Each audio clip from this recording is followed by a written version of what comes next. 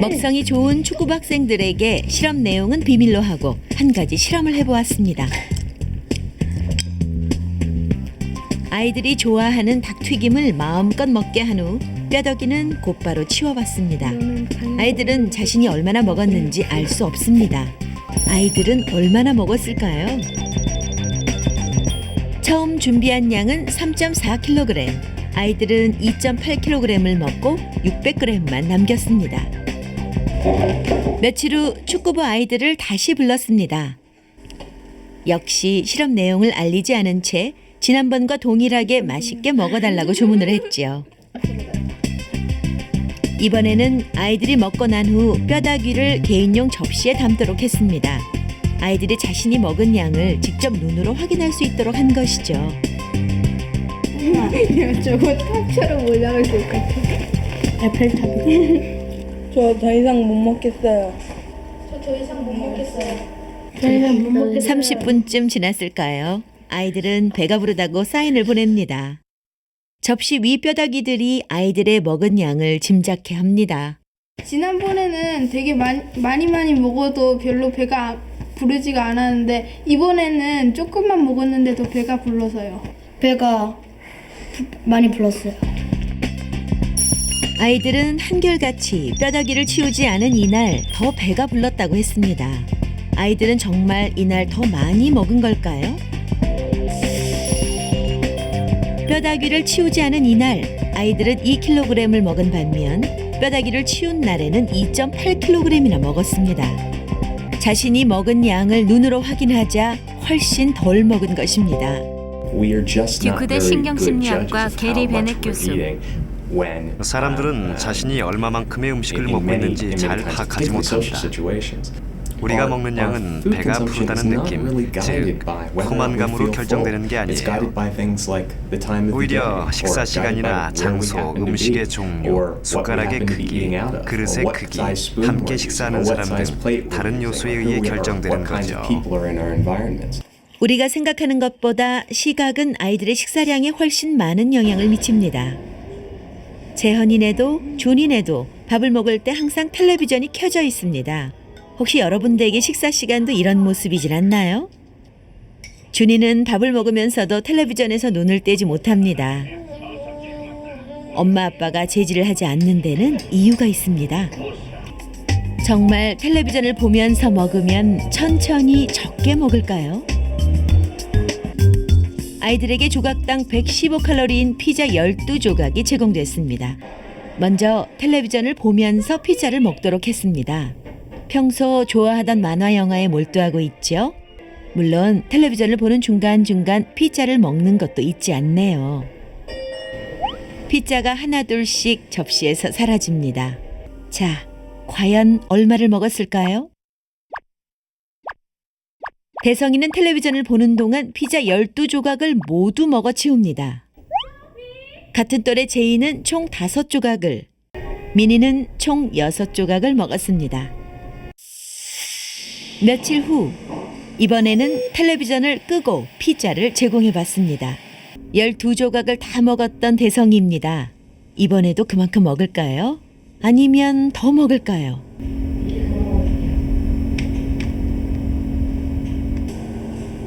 다른 아이들도 텔레비전이 없는 상태에서 피자가 제공됐습니다. TV를 볼 때는 TV에 집중이 되는데 지금은 그냥 피자 먹는 데만 하니까 그거에 집중이 됐어요. 지금 먹었던 게 좀 지루해가지고 지루하고 막 배불러가지고 맛이 없어요. 이런 맛이. 텔레비전을 보지 않을 때 더 배가 불렀다는 아이들. 먹은 양은 어떨까요? 실제로 세 아이 모두 텔레비전을 볼 때 훨씬 더 많은 양을 먹었습니다. 피자 한두 조각 차이가 무슨 대수냐고요? 이 작은 피자 한 조각의 열량은 무려 115칼로리입니다. 이만큼을 운동으로 소모하려면 수영의 경우 14분 동안 해야 합니다. 빨리 걷기는 무려 39분 정도를 계속해야 합니다. 축구의 경우도 22분을 계속해야 소모되는 칼로리입니다.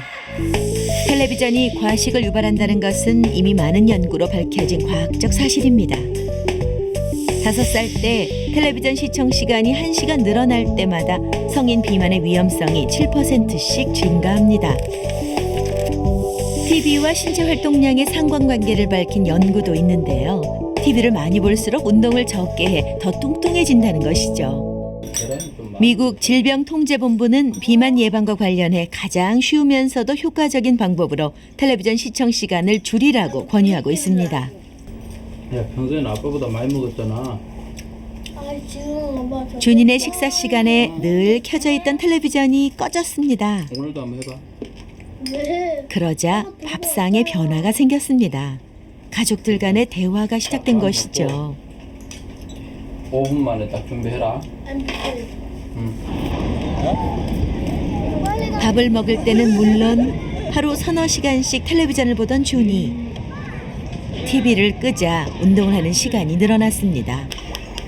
겨우 2.5kg으로 태어났던 진경이는 고도 비만 판정을 받았습니다. 초등학교 3학년, 외모에 관심을 가질 나이. 하지만 또래 아이들 옷은 맞질 않습니다. 자, 이거 벗고. 진경이 이거 원래 엄마 거잖아.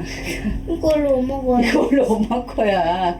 이거 언니랑 엄마랑 월드컵 그때 응원하려고 엄마하고 언니하고 똑같은 티 산 거야. 이게 네 거였어 이게. 근데 못 입잖아 이제 작아서. 지금 위에서 모공색 입으니까. 안돼. 진경이와 엄마의 모습이 참 밝아 보이지만 엄마에게는 내내 마음에 걸리는 일이 있습니다. 진경이가 이토록 살이 찌는 이유는 무엇일까요? 초시계가 작동한다. 진경이가 가장 좋아하는 것은 삼겹살. 지방 함량이 높은 대표적인 음식이죠. 문제는 또 있습니다. 진경이는 삼겹살을 몇 번 씹지도 않고 꿀꺽 삼켜버립니다. 여러 차례 지켜본 결과 진경이의 평균 식사 시간은 7분 정도. 빨라도 너무 빠르죠? 어린 시절 이런 식습관은 과식을 부추기게 됩니다. 일본 아다치구의 한 초등학교. 자세히 보니 한 분 한 분이 우리 입안의 이를 나타내고 있군요. 지역 보건소와 연계해 정기적으로 씹기 교육을 위해 나온 분들입니다. 간단한 설명이 끝난 다음 아이들에게 나눠주는 것은 껌입니다. 이것은 씹기 교육을 위한 재료 중 한 가지입니다. 먼저 앞니로 씹어봅시다. 30초 시간을 줄게요. 어금니와 앞니 등으로 30초씩 껌을 씹게 합니다. 아이들은 신나는 놀이라도 하는 양 열심히 씹어봅니다. 놀이 상황을 통해 씹기 교육을 하고 있는 것입니다. 씹는 것에 익숙치 않은 아이들. 30초 동안 씹는 것은 쉬운 일이 아닙니다. 일본에서는 음식을 잘 씹지 않는 아이들이 늘면서 각 지역 보건소에서 이런 교육까지 실시하고 있는 것입니다.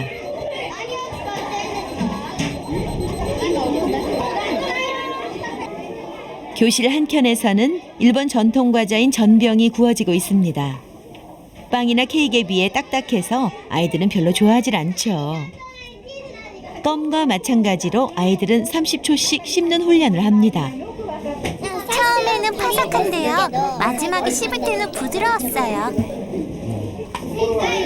치즈 맛이 나요. 치즈 맛이 나요? 어때요? 딱딱하지 않아요? 전혀 딱딱하지 않아요? 네. 보통 사람의 경우 밥을 먹을 때 배가 꽉 찼다는 신호를 뇌에 전달하는데 시간이 걸립니다. 하지만 밥을 빨리 먹는 사람의 경우 뇌에 배부르다는 신호가 미처 전달되기도 전에 더 많은 양을 먹게 되는 것이죠. 삼겹살을 하루아침에 끊기는 힘듭니다. 대신 지방이 많은 비계를 잘라내면 열량을 훨씬 적게 섭취할 수 있죠. 과식을 하지 않으려면 20번 이상 씹고 20분 이상 식사를 하는 것이 좋습니다. 식사 시간 평균 7분. 이런 진경이에게 반드시 20번 이상 씹게 했습니다. 이런 식습관 개선을 통해 진경이의 식사량은 조금씩 줄어갈 것입니다. 밥 먹을 때 진짜 조용하다. 인공 색소 때문에 엄마는 늘 소시지를 데칩니다. 건강에 좋지 않긴 하지만 재현이가 워낙 좋아하다 보니 아예 안 주기는 힘들기 때문입니다.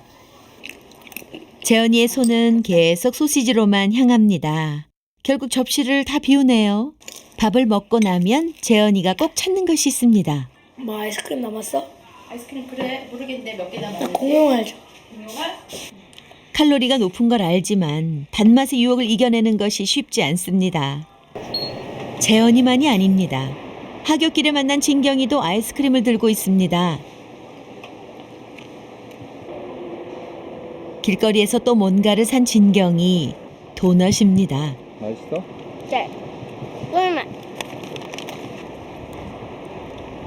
도넛은 그야말로 설탕 범벅이죠. 건강에는 이롭지 않지만 입이 즐거운 것만은 사실입니다.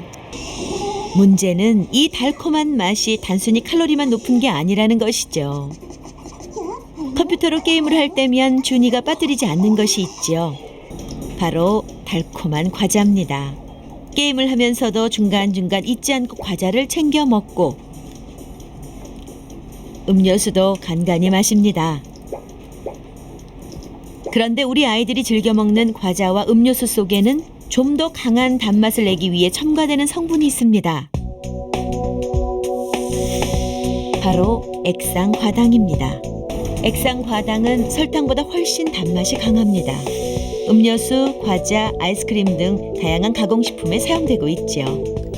그런데 이 액상과당이 과식을 유발한다는 충격적인 연구 결과가 발표됐습니다. 존스 홉킨스 대학의 뇌신경과학자인 데니얼 레인 교수가 그 주인공입니다. 한쪽 쥐에는 포도당과 다른 쥐에는 액상과당 성분을 투여했습니다. 두 가지 모두 단맛을 내고 열량은 동일하다고 알려져 있습니다. 먹이통에 넣은 지 불과 5분, 양쪽 쥐의 반응이 달라집니다. 포도당을 섭취한 쥐는 어느 정도 먹자 더 이상 먹질 않고 액상과당을 투여한 쥐는 계속해서 먹이를 먹습니다. 왜 그런 걸까요? 우리가 밥이나 빵을 먹으면 그 속의 당 성분은 체내에서 포도당으로 바뀝니다. 포도당은 식욕을 억제하는 호르몬 분비를 촉진시켜 뇌 시상하부가 포만감을 느끼는 데 도움을 줍니다. 그 결과 식욕이 억제되는 것이죠. 반면 액상과당은 식욕 억제 호르몬을 오히려 줄여 뇌 시상하부가 포만감을 느끼지 못하게 합니다. 즉, 자연식품 속 당 성분은 식욕을 억제하지만 가공식품 속의 액상과당은 오히려 식욕을 자극한다는 것이죠. 과자, 음료수, 젤리 등 수많은 가공식품에는 액상과당이 사용되고 있습니다. 설탕에 비해 액상과당은 가격이 싸고 훨씬 달기 때문이죠. 액상과당의 사용이 가장 많은 것은 바로 음료수입니다. 특히 심각한 것은 어린이 음료도 예외가 아니라는 것입니다. 아이에게 액상과당을 먹일지 먹이지 않을지 선택은 부모님의 몫입니다. 재현아, 과자도 안 돼. 과자도 안 돼. 우리 이거 이제 엄마랑 같이 다 치우자. 다 치워버린 게 엄마. 재현이네 집에서는 냉장고 대청소가 벌어졌습니다. 평소 즐겨 먹던 아이스크림, 음료수, 과자 등을 집에서 퇴출시키기로 한 것입니다. 잘해. 미자 싫어? 그럼 매실? 과감하게 결단을 내리긴 했지만 맛있는 것들을 모두 버리자니 재현이는 무척 고민이 되는 모양입니다. 진짜 이해 너무 많아. 수영했을 때 어떤 기분 들었어? 그거 아까 거 먹고 싶구나. 재현이의 밥상에 큰 변화가 생겼습니다.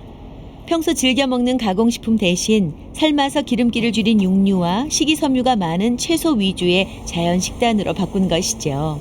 그 이유는 재현이가 중등도 지방간 판정을 받았기 때문입니다. 고소하지도 않고 달지도 않고 아직 재현이에게는 낯선 맛입니다. 맛있니 이거도? 가공식품에 길들여진 입맛을 바꾸는 것은 하루아침에 가능하지 않습니다. 많은 노력과 오랜 시간이 필요한 일이죠. 더디지만 조금씩 재현이의 입맛은 바뀌어 갈 것입니다. 막 치킨 같은 거 그런 것도 먹고 싶긴 하지만 참고 엄마가 해주시는 거 그것도 먹을 때 더 맛있어요. 5월부터 7월까지 2달간 아이들에게 4가지 식습관 수칙을 지키도록 했습니다. 1인분 밥상에서 식사를 하고 TV 시청을 줄이고 20번 이상 씹고 20분 이상 식사하고 액상 과당이 든 가공식품 섭취를 피하라는 것이었습니다.